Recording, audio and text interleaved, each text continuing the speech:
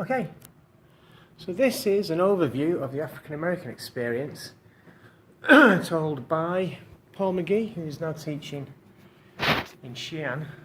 And okay, great there, just stay there.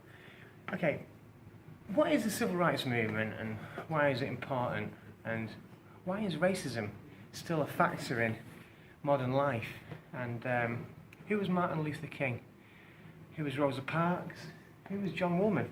Nobody knows who John Woolman is except unless you're a Quaker, and I'm a Quaker attender, not a Quaker per se. I wanted to have a look at the impact of British European intervention on indigenous people and African people,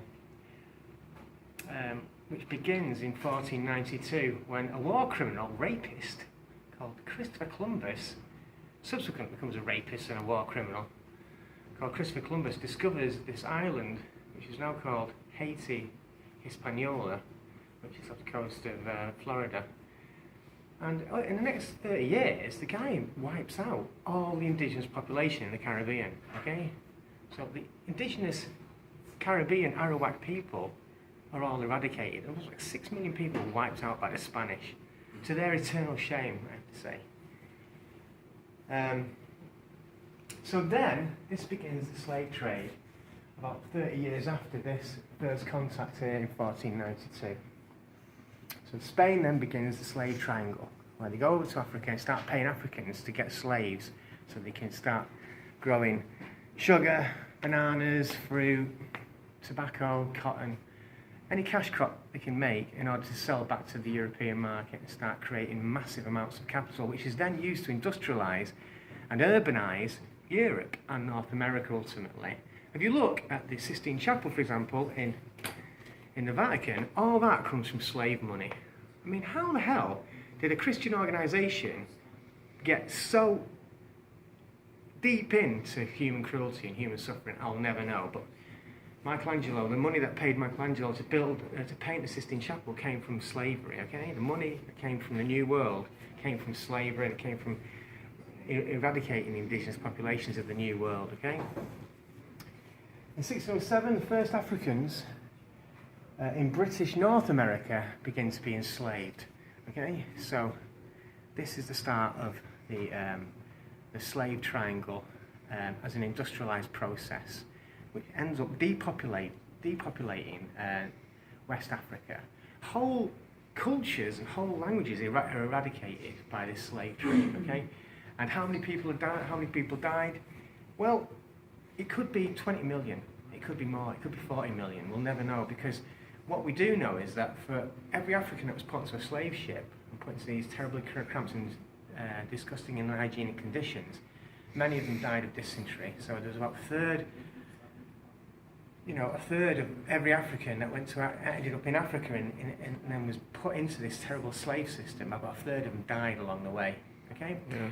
They endured such suffering that we'll never really know, but we can intimate, we can get a sense of how bad it was if we look at this film.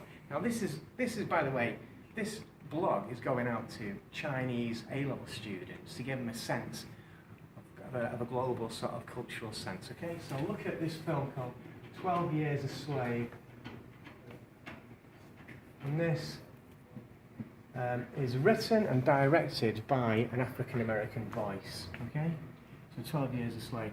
Right now, just come back, brother. Right now, we're looking at the end of this slavery period, but let's just look at it kind of askance in a way. Let's look at it as an overview. I can't tell you how bad it was. This film gives you a sense of how bad it was, okay? It was so bad, it was unbelievable. Tyranny, rape, murder, torture, is all normalised under this system. And what really, really makes me angry is that it still goes on today, that people still consider African Americans to be inferior. That's because they refer to African Americans as black. Just follow me. The purpose of this overview is to convince the world, my brothers and sisters out there in the world, stop saying black, say African, stop saying white, say European.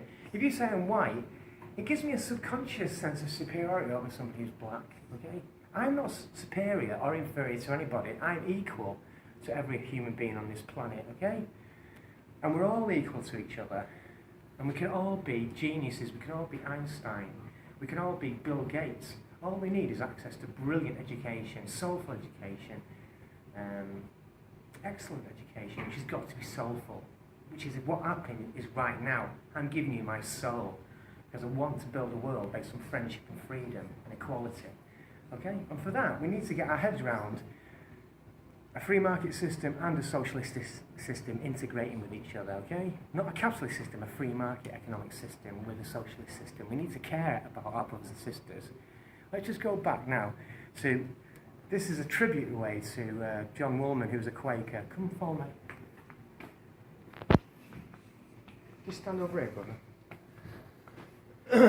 Okay, right. John Woolman was a Quaker, came from America, and he went to the London meeting and asked them to abolish slavery. They convinced British Parliament to abolish slavery in 1777. Okay? And this begins a momentum for the global abolition of slavery. In 1806, the slave triangle is abolished. Okay? And transatlantic slave trade is abolished. Okay? So no more Africans are being stolen after this point, because the British Royal Navy are instructed by the British Parliament to forbid it. Okay? And this is also talked about in a film by Spielberg called Amistad. Okay? In 1833, building on this momentum, the British Parliament prohibits slavery throughout the British zone or throughout the British Empire. Okay? What's the upshot of this in North America? Is that people like Harriet Tubman then start to open up the underground railway so that people can escape from these hell zones here, these southern states where slavery is legal, and they're trying to get to the north so they can be free. If they're free, if they get to the north, they can live a life of freedom, which is the right of all human beings, right? But also, Canada up here is also a freedom zone. So once they can get to Canada, they can start to enjoy the benefits of freedom, okay? So this is the underground slave system. Not many people know about Harriet Tubman. What a woman, what a hero. She went into hell to get people out of hell. Oh my God, I can't believe no one's made a film about her. I can't believe it. Someone should make a film about Harriet Tubman. She's amazing.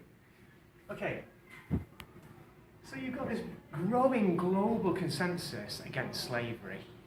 And the southern states here go, we're going to secede from the Union, and Abraham Lincoln goes, okay, no you're not, you're going to be part of the Union. And there's a civil war which ensues, lasts for about 2 or 3 years, and 600,000 North Americans are killed. And the upshot is that the Constitution is amended to abolish slavery. Okay, involuntary servitude is now prohibited in America, except as a form of punishment. This is documented in another film by Spielberg called Lincoln. Okay, so that's another film I really recommend that you watch. There's another film called Django Unchained as well.